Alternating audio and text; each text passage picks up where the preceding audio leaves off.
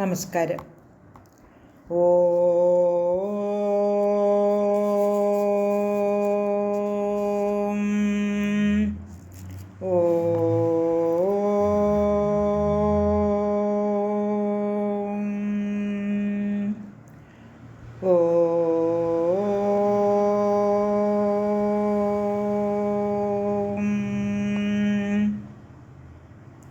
സർവമംഗളമംഗല്യേ ശിവേ സർവാർത്ഥസാധികേ ശരണ്യേ ത്രയംബകേ ഗൗരി നാരായണി നമോസ്തുതേ.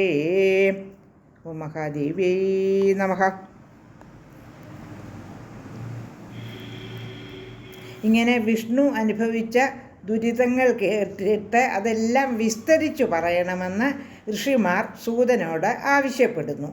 വിഷ്ണുവിൻ്റെ കഥ വിസ്തരിച്ചു പറയണമെന്ന് ആവശ്യപ്പെട്ടതനുസരിച്ച് സൂതൻ വിഷ്ണുവിൻ്റെ കഥകൾ, ദുരിതമനുഭവിച്ച കഥകൾ പറയുകയാണ്.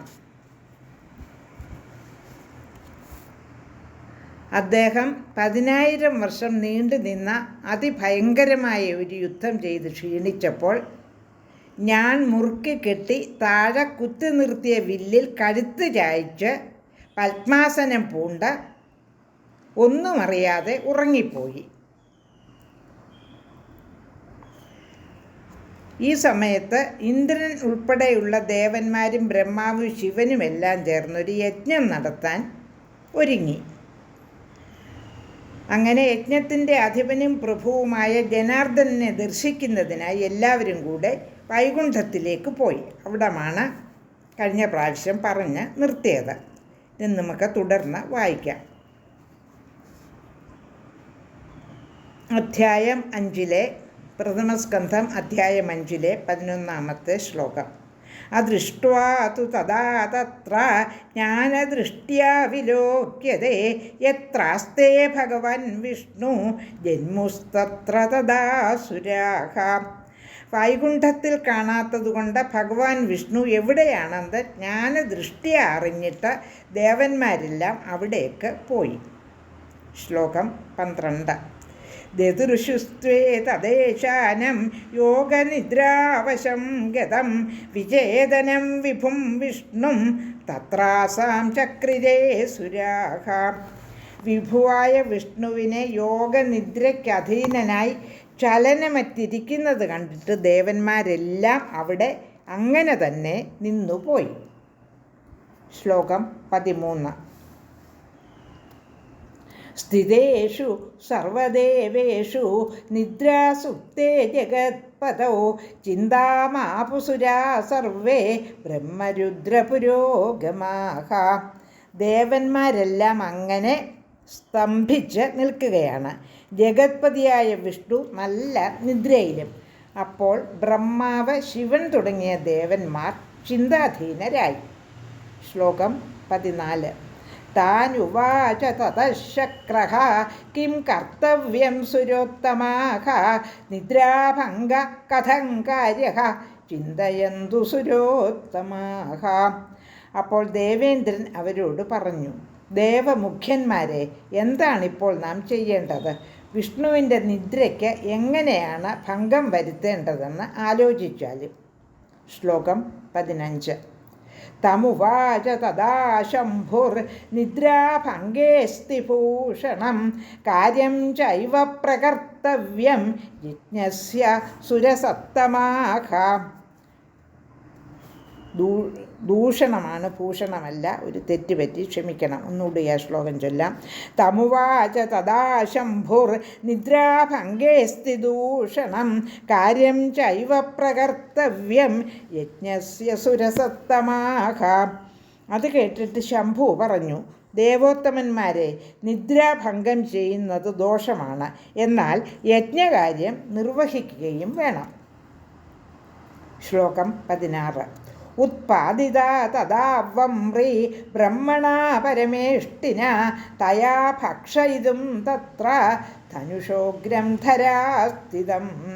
ഉടൻ തന്നെ പരമേഷ്ടിയായ, അതായത് സർവലോകശ്രേഷ്ഠമായ സത്യലോകത്തിനുടയവനായ ബ്രഹ്മാവ് മണ്ണിൽ ഉറച്ചിരിക്കുന്ന വില്ലിൻ്റെ അഗ്രം തീറ്റിക്കാമെന്ന് കരുതി ചിതലിനെ സൃഷ്ടിച്ചു. ശ്ലോകം 17. ഭക്ഷിതേഗ്രേ തഥാ നിമ്നം ഗമിഷ്യതി ശരാസനം തഥാ നിദ്രാവിമുക്തോസൗ ദേവദേവൗ ഭവിഷ്യതി. അഗ്രം ചിതല് തിന്നാലുടൻ ഞാൻ പൊട്ടി വില്ല് നിവർന്നുകൊള്ളും. അപ്പോൾ ദേവദേവനായ ഇദ്ദേഹം നിദ്രയിൽ നിന്ന് ഉണരുകയും ചെയ്യും. ശ്ലോകം 18. ദേവകാര്യം തഥാ സർവം ഭവിഷ്യതി ന സംശയഃ സവമ്രിം സന്ധിദേശാധ ദേവദേവ സനാതനഃ. അപ്പോൾ ദേവകാര്യമെല്ലാം നിറവേറപ്പെടുമെന്നതിൽ സംശയമില്ല. അതുകൊണ്ട് നിത്യനും ദേവദേവനുമായ ബ്രഹ്മാവ് ചിതലിനെ ഇക്കാര്യം അറിയിച്ചു. ശ്ലോകം 19. തമുവാച തഥാ വമ്രി ദേവദേവസ്യ മാപതേഃ നിദ്രാഭംഗഃ കഥം കാര്യോ ദേവസ്യ ജഗതാം ഗുരോഃ.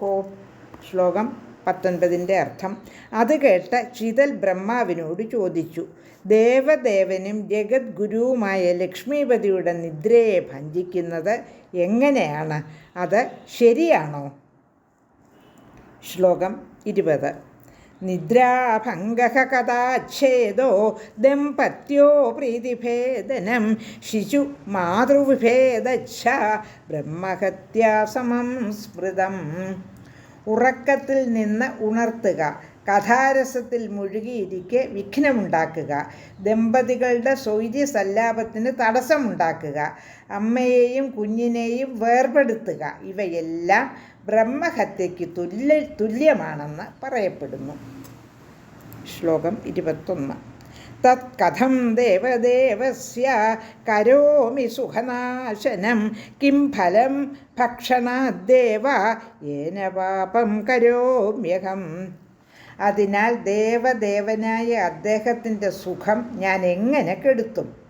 വില്ലിൻ്റെ അഗ്രം തിന്നുകൊണ്ട് ഞാൻ പാപം ചെയ്യുന്നു, അല്ലാതെ എന്താണ് ഫലം?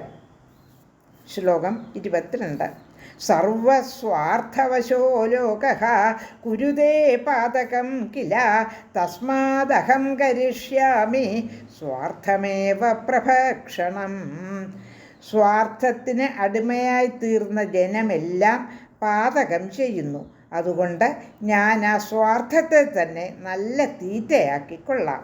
സ്വാർത്ഥതയെ നശിപ്പിച്ച് പാപം ചെയ്യാതെ ഇരിക്കാമെന്ന് അർത്ഥം. 22 ശ്ലോകങ്ങൾ അധ്യായം 5 പാരായണം ചെയ്ത് കഴിഞ്ഞു. ലോകാ സമസ്ത സുഖിനോ ഭവന്തു.